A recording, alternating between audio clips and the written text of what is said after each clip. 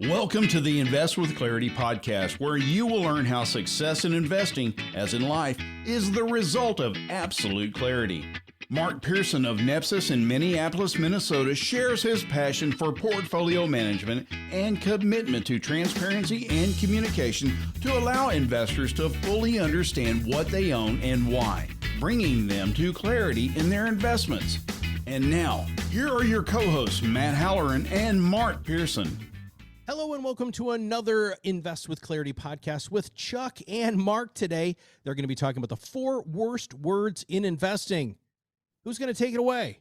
I can start if that's okay, Matt. I'm going to tee it up here for Mark. And Mark, it's interesting because you and I have avoided saying these 4 words as long as we've known each other. And these 4 words are things are different now. And correct. I'm going to pass it back to you. Why do we tend not to say that things are different now? I know we can talk about reversion to the mean and a whole bunch of things, but let our audience know those 4 words, why they've hallowed as the 4 worst words in investing. For years, first of all, we are not in the business of prognosticating, postulating, or speculating. We stick to process. And of course, different market cycles, and not even market cycles as much as economic cycles, are driven by different variables.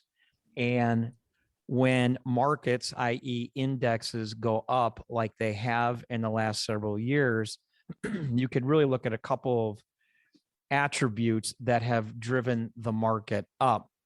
Not unlike what happened in the late 1990s.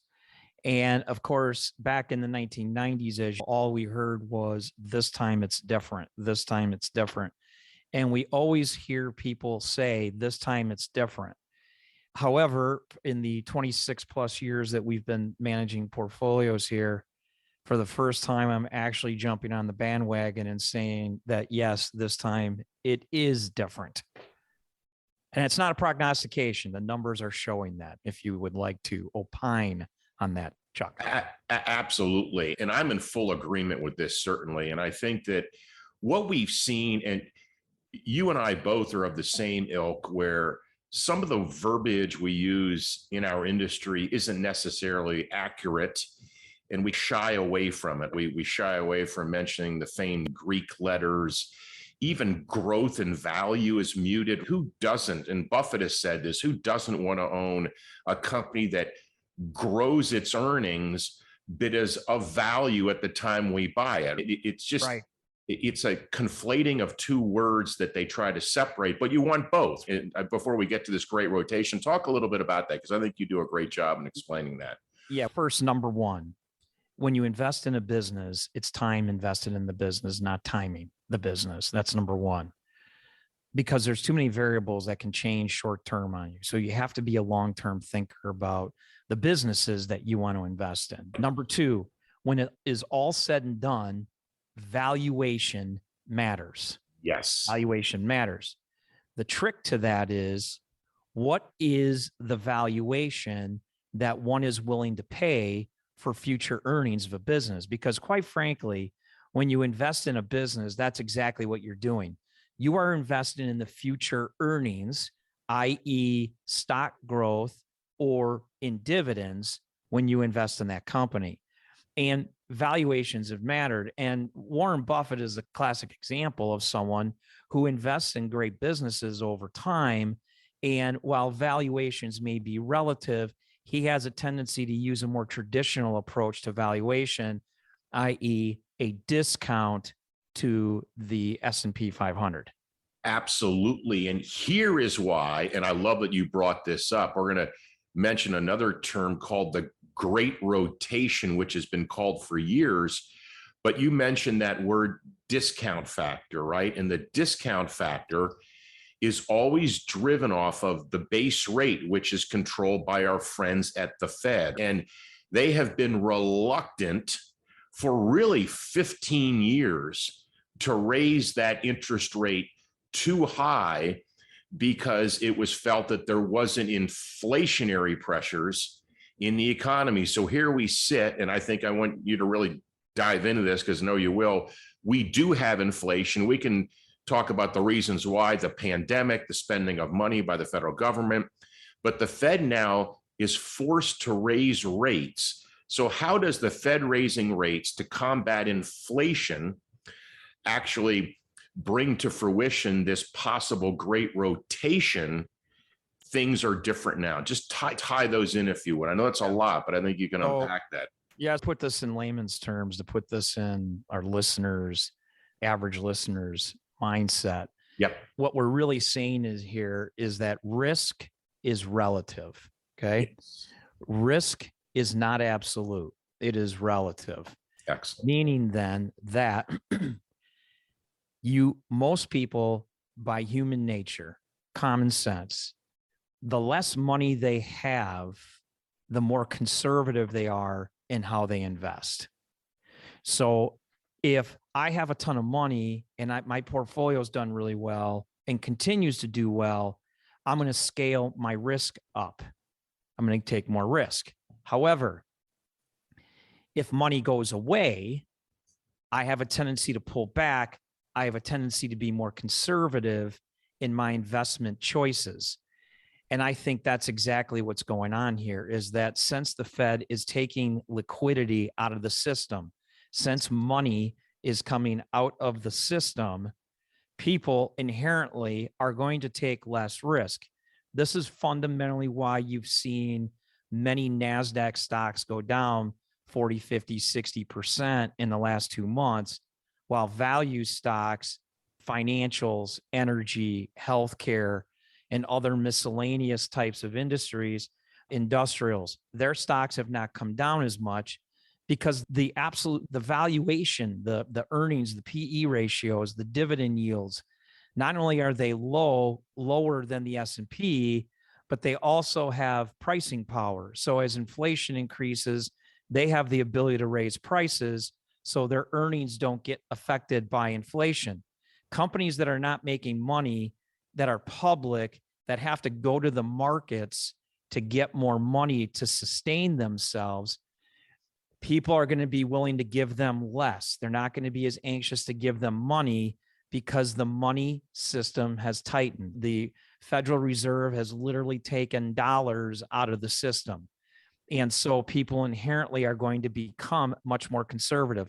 This is a situation we haven't seen for a long time. It's not to say we haven't seen the Federal Reserve raise rates in the past. However, when you have a combination of two things, one, Federal Reserve taking money out of the system, number two, interest rates going higher, and number three, inflation going higher at a time when your economy is at almost full employment and you have not completely opened up from a pandemic, you have multiple factors affecting the valuation of what money managers, investors are going to be willing to pay for a business. And that's not really happened before because we haven't seen a pandemic since 1918. So we've never seen a supply chain buildup like this. So the theory is you've got all this inflation, you have all these things happening at a full employment, technically, with an economy that's not even fully opened up yet. So what's going to happen when the economy fully opens up and people get on cruise ships and people get on airplanes and people go start buying stuff because the consumer's balance sheet is extremely strong right now? You have all the makings for an inflationary environment, and at the same time, having less money available to invest by the overall investment community, meaning that people are going to get more picky about the companies they invest in. I love that. And that leads into this point here, Mark. That was excellent the way you described that. A lot of people are talking about this rotation from growth to value. Could we maybe switch the words, if that would be okay? And maybe saying from speculative to quality. And I've heard the terminology over the last couple of days that quality matters. And you got into some of the fundamentals of businesses. So let's take a look at maybe a company that's speculative. First of all, they're probably not profitable just yet. They're also, to financing the growth that they're in, they have to borrow money. Right. So they get the double whammy, right? If you want quality, you want earnings. They don't have it, speculative companies. And if you want companies that have quality balance sheets, meaning they don't borrow because they've had cash buildups over the years, they get hit by rising rates as those speculative companies borrow. And certainly they don't have the earnings that people are seeking. So talk a little bit about how you can own quality across the spectrum of large, mid, and small, and even growth and value. Talk a little bit about the metrics you use for quality and looking for businesses that you would define as that. Right. First of all, let me push back a little bit on the term quality, because again, quality is relative. Yes. I've used this analogy before many times. Take a company like Walmart. In the 1990s, their stock was going through the roof. Yes. And when it all busted in 2000, if you looked at a stock chart of Walmart from 2000 till, call it 2016, the stock, quite frankly, was not a great performer. In fact, it was pretty much flat. And what you had happen was you had a price to earnings ratio that went through a deceleration period. In other words, it was a stock that was in pure growth mode, trading at a multiple to earnings of 30, 40, 50, 60 times earnings. Amazon was in the same boat. And both of these companies, Amazon was a little bit different. They kept growing because they made some changes. But my point is that valuation is relative, and what you're willing to pay for earnings is strictly based on an opinion by an investor. Your hope is that you have processes in place that overall those opinions are going to go in your favor. And I think that's what they're doing for us now. Will do. And here's why. We look at obviously a bunch of metrics when we make a decision to invest in a company. And not every company is invested in our portfolio, quite frankly, for the exact same reason. Two of the core pieces of companies that you want to own in the portfolio in a rising interest rate environment, in an environment where the Fed is taking money out of the system and you have rising interest rates, you want to look for businesses that have price to earnings ratios that are below the S&P 500. You want to own businesses that will benefit from an inflationary / higher interest rate environment.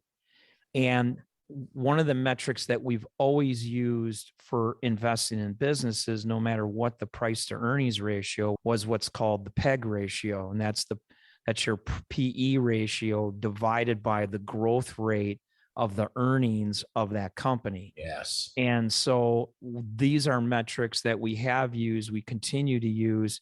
And remember, we've talked about this on previous podcasts. A lot of the shifts that we've made in our portfolios have happened over the last 18 months.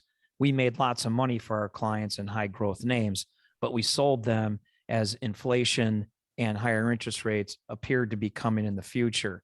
And so a lot of the companies that we own right now, quite frankly, were decisions we made a year to 18 months ago, and we're benefiting from that now.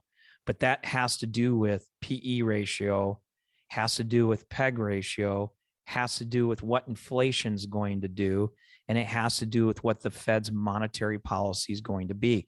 How much liquidity will there be in the market for people to take on risk assets? And the hammering in the investments today are from the quote unquote higher risk assets. Right. Investors are not willing to pay what they used to pay for higher risk because the liquidity is shrinking in the system. So very well said. Maybe I can unpack two more characteristics that I think you've used and have been prolific from a standpoint of their importance in the portfolio. So I'm going to lay these out here. I'll describe a little bit of them, but I want you to get into the details if you don't mind. We talk about, again, another kind of Buffett term is the term wide economic moat. And when I describe a moat, I try to tell people to go back. If you grew up in the 70s, you watch those cartoons, right? And you think of a castle that has a moat around it, which is usually filled with water. And sometimes there's alligators in there. And the people in the castle are protecting themselves from intruders. So talk a little bit about that. And the other one is free cash flow. Again, it sounds like a set of words that's difficult to understand, but I know you can explain both of those. And I think that, correct me if I'm wrong, those would be quality characteristics that one would be looking for in buying a business at this point in time. For sure. So yeah, for sure. Those are two other metrics that we use in our process of evaluating businesses. At the end of the day, for layman's terms, your economic moat really comes down to your competitive advantage. Exactly. What makes you better than your competitors? Why are you better at other companies that are in your business? And that's number one. Excellent. And so when you look at owning businesses, you want companies that have an economic moat. Yeah. Now, you may say, okay, you own Citigroup. What makes their economic moat any greater than, let's say, a Bank of America? Mm-hmm. Maybe there isn't. However, you also want to look at how much free cash flow a company has. Free cash flow is the money that sits on the balance sheet every quarter after all your expenses are going out the door.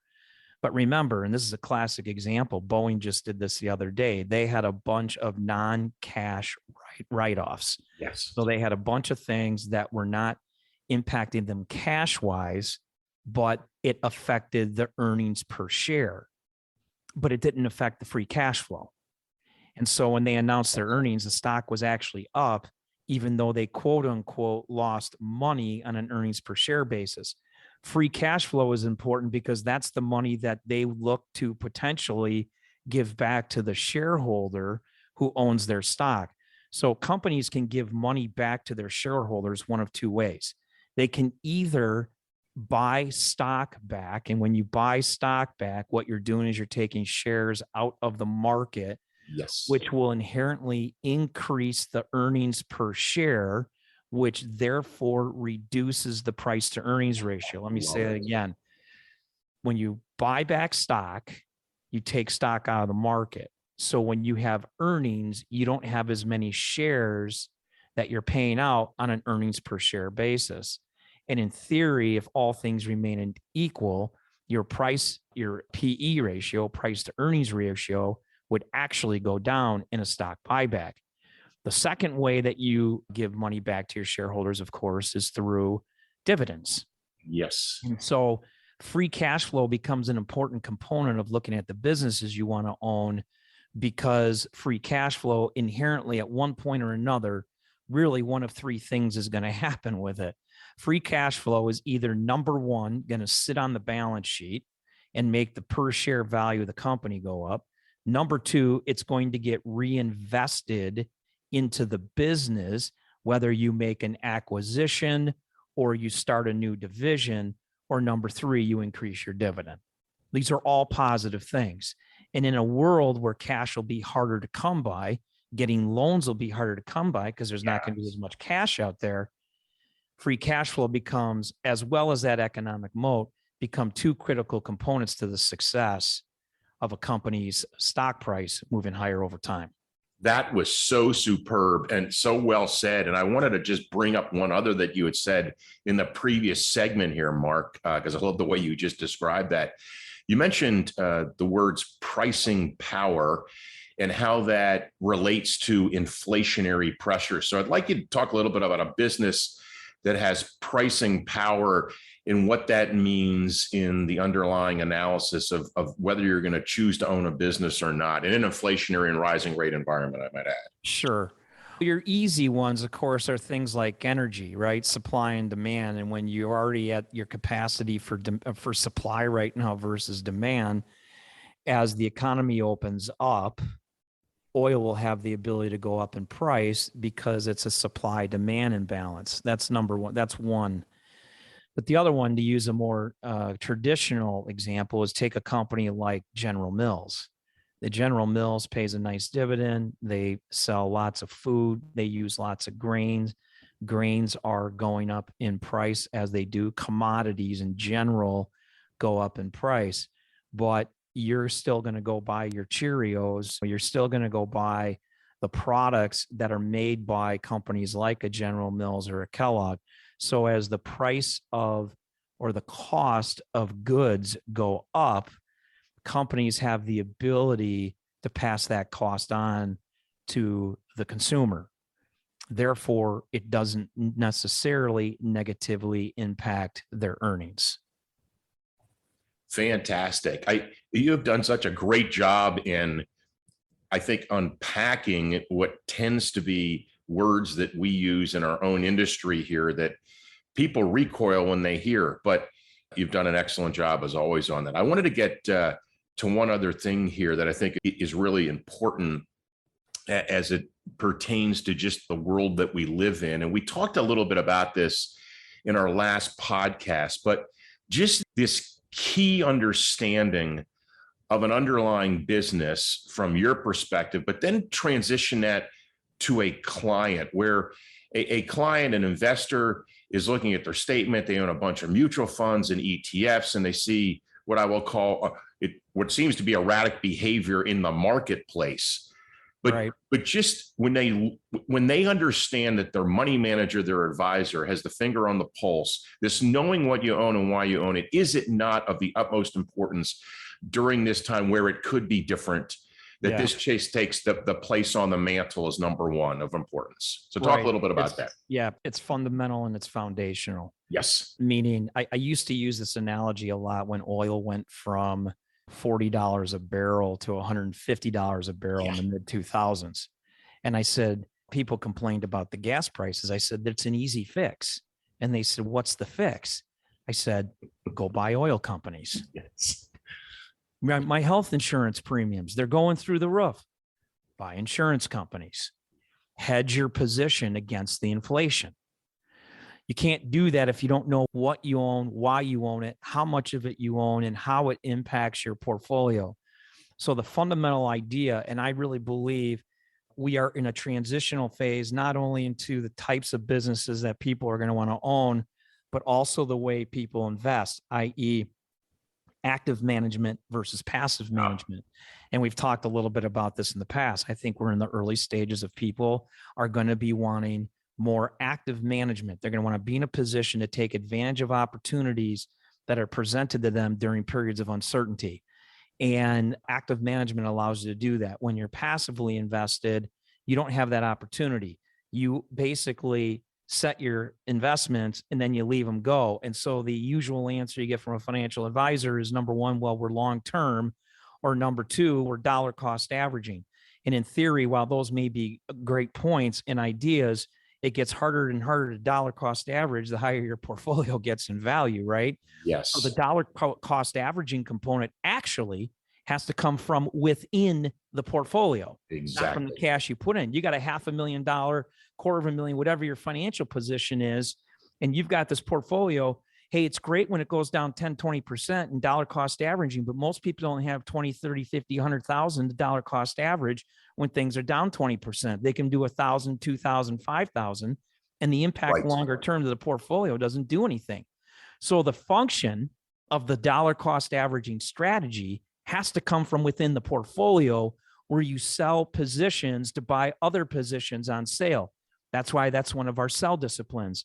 So that dollar cost averaging component enables you to be flexible and buy more of something when it's on sale. You can't do that when you don't know what you own and why you own it. So very well said. And what comes, I think, today at a premium, Mark, and you just nailed, is the flexibility and also that transparency piece, right? We've said it for years, and not that it just falls by the wayside, but I think in this environment, correct me if I'm wrong, are those two pieces of the four key strategies to successful investing are going to be paramount. Again, the flexibility of the manager and that transparency piece as we walk through, which is going to be a murky period for a lot of people, unfortunately, that don't have those two qualities in their investment process.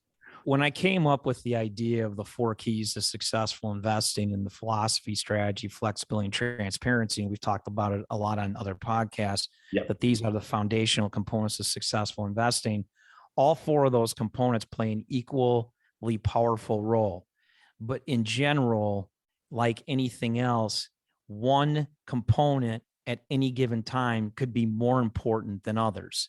And longer term, the philosophy and the strategy are always going to be extremely important. But flexibility and transparency come and go in terms of opportunity to take advantage of. You just don't know when it's going to happen.